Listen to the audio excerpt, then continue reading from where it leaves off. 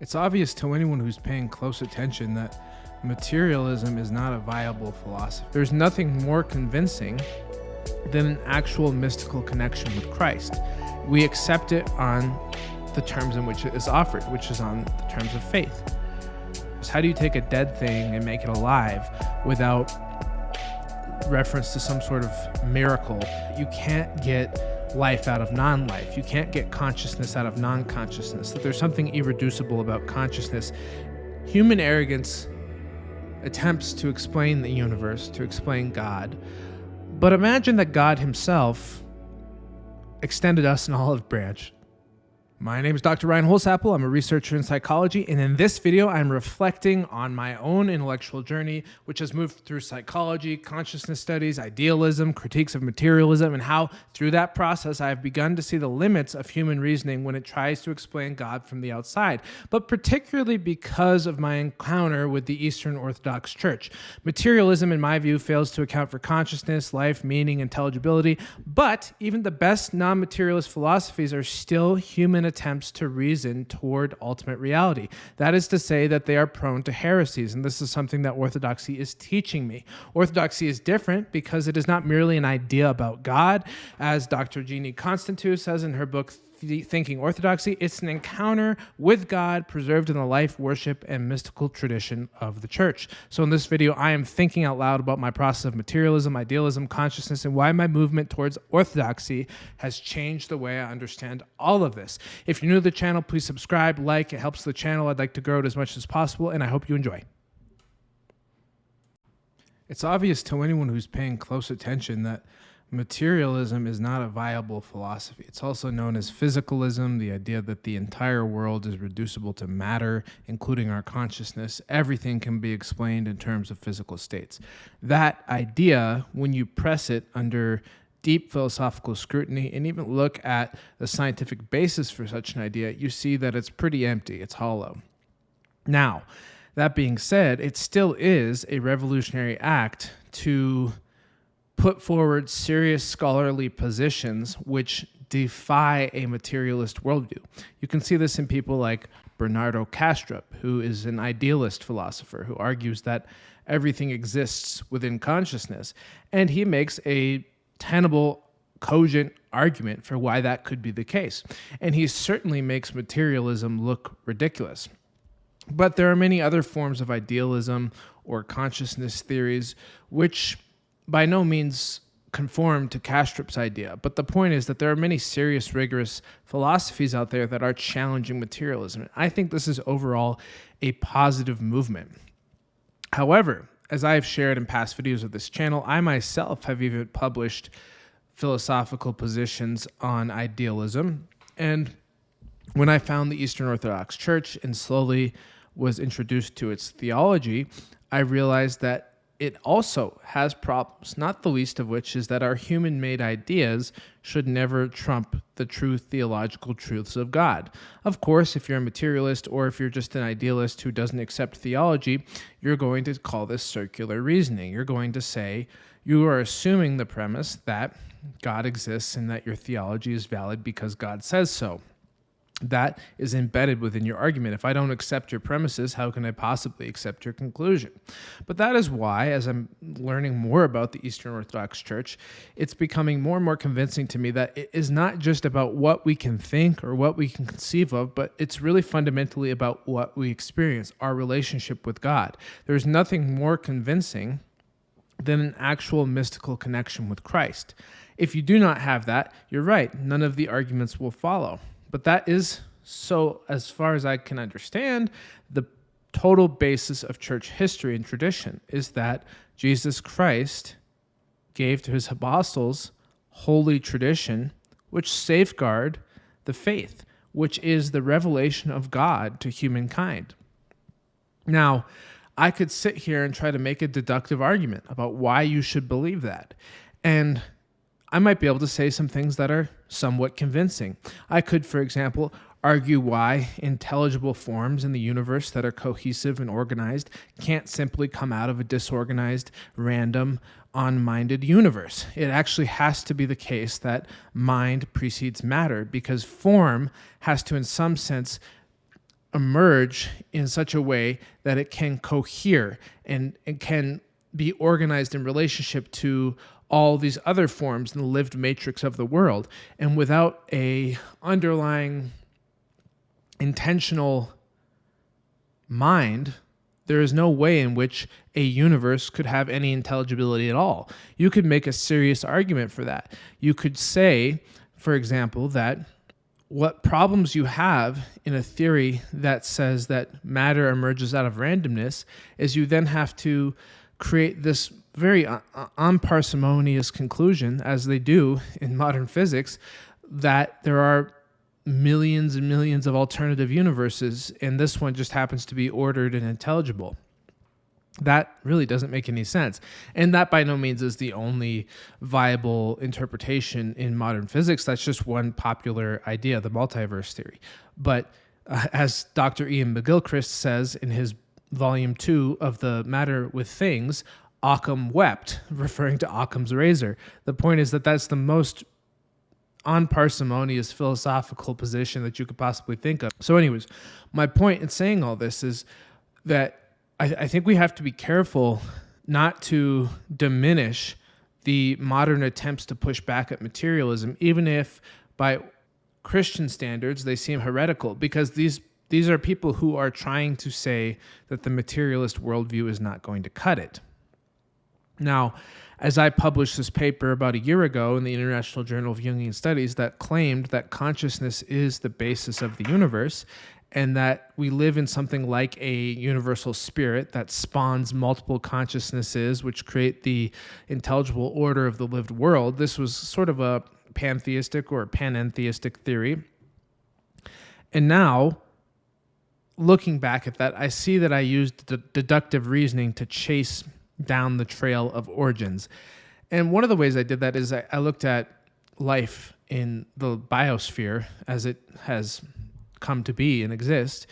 And what we see in a lot of modern studies is that even single cells have sentience. Even single cells are, you wouldn't say they're conscious in the same way humans are conscious, but you would say that they are living, perceiving, feeling entities. And this creates an origin problem because you can't just claim that all of a sudden consciousness pops out of more complex organizations of cellular communication, but you have to instead consider the fact that maybe consciousness is life itself. That is, that there's something that it's like to be for anything that's alive. That there's something it's like to be a paramecium, or there's something it's like to be a plant, or there's something it's like to be a toad. You know, there's the vast spectrum of creatures might all have some form of consciousness or proto-consciousness, okay? So if that is plausible, and there are modern biological reasons to think that it is plausible, and I would point you to the people like the work of Michael Levin and many other serious scientists who are studying cellular consciousness. If that's plausible, the idea of how this enlivened matter could just pop out of dead matter is more poignant than ever. Because at least in the older materialistic theories, you had this story of complexity, and all the cells get together and they complexify and evolve over time, and then all of a sudden mind emerges at a certain point. And that's what's called strong emergence in the literature. Strong emergence is essentially saying that if something gets complex enough, consciousness will magically pop out. It's a nonsensical idea, but it sounds fancy and it sounds plausible because of the very sophisticated mechanics of biology. But if we no longer can simply refer to complex animal or human biology leading to consciousness, but now all of a sudden we're willing to attribute consciousness even to single cells, for example, the idea of, okay, well then how did that process emerge suddenly where something became conscious? How do you take a dead thing and make it alive without reference to some sort of miracle? How can you explain it scientifically? Nobody has been able to pull this off, and a lot of us believe that that's because it's not possible in principle, that you can't get life out of non-life. You can't get consciousness out of non-consciousness, that there's something irreducible about consciousness. And that's why people who offer theories of idealism, for example, like to say that it's actually more parsimonious, and it makes more sense to say that we exist within consciousness. And again, I would point you to people like Bernardo Kastrup. I won't explain those theories here, but the point is that if you're willing to entertain the arguments, they can be very sophisticated and have a lot of explanatory power, but you have to be willing to put aside some of your materialist assumptions in order to look at them. Now, as I sort of deduced my way back I used abductive and deductive reasoning. I deduced and abduced my way to a universal spirit in a sort of pantheistic theory.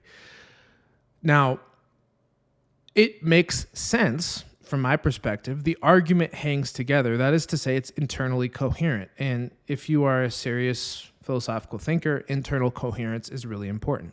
Now, people might not accept all the premises of your argument, but if your argument is internally robust, that's a good signal. It means that you're thinking seriously. Whereas if you have an argument where you contradict yourself, then that generally tends to mean that you need to work on your own ability to think, which we all do at certain points. But the point is that internal consistency matters. But internal consistency does not mean true. And sometimes in logic, you could say, an argument can be valid, but not necessarily true, right? Like if you accept the premises, the conclusions are accepted, but that doesn't mean that we accept the premises.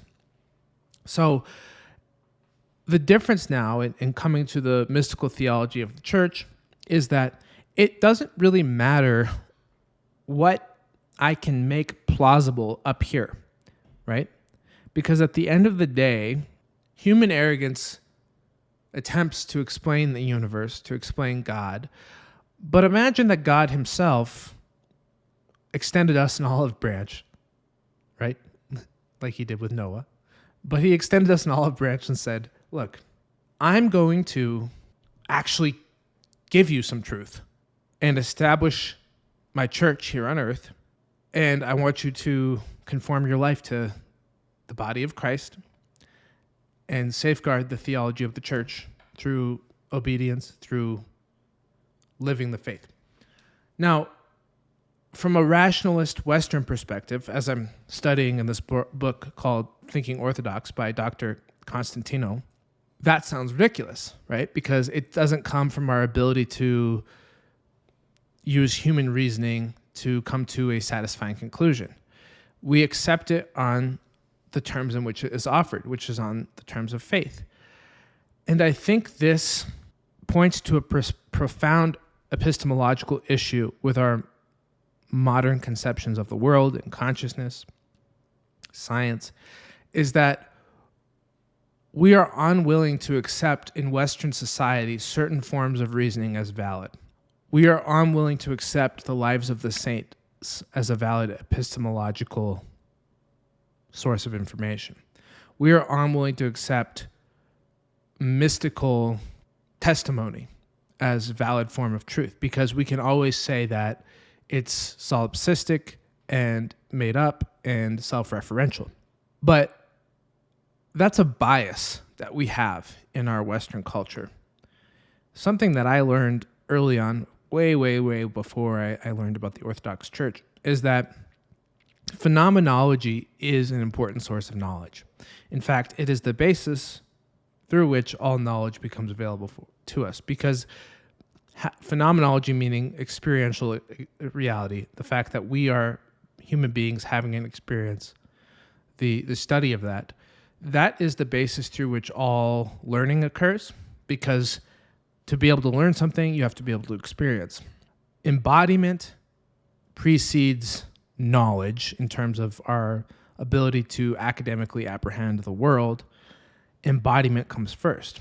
I think in some sense, this is why the whole notion of the incarnation is important on this particular perspective. God didn't just hang out as an idea, but incarnated phenomenologically into a human embodiment.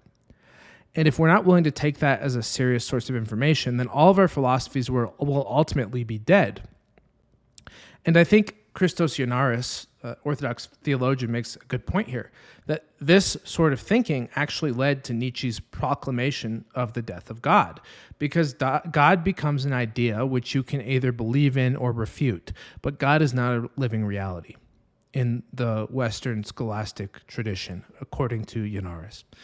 And I think that's very important, and I think it points to a deep fallacy in the way that we tend to think in Western society, is that our ideas can be these free-floating objects that have nothing to do with our lived experience. In fact, there's a book behind me on the shelf back there called The Blind Spot by Evan Thompson and a couple of his colleagues. And Evan Thompson is a great scientist and philosopher of embodied cognition, cognitive scientist. And what that book argues is that all science has a major blind spot, and that is human experience. It doesn't realize that everything we can study depends on the fact that we're alive, we're feeling, we're able to experience things.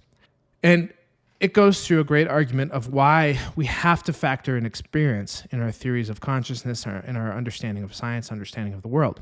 Now, Thompson and friends don't necessarily, and excuse me for not acknowledging the other authors, I just don't remember their names at the moment, but they don't necessarily say that that means that God exists or that consciousness is primary, but they make a really good argument about why we at least have to factor in the fact that consciousness and embodiment is an important part of our entire ability to reason and our entire scientific enterprise. And if we don't factor that in, we're making a huge mistake. So regardless of our ability to see something like Christ, God, as actually existing and being the bedrock of our theological understanding, whether or not you can conceive of that, I think the first step, if we're just going to talk about this through the modern academic debate lens, the first step is to at least acknowledge that there's something about phenomenology that we have to take into account. And if we do not take it into account, we're in trouble. If you're not willing to accept that, then we're not even going to be able to have a conversation.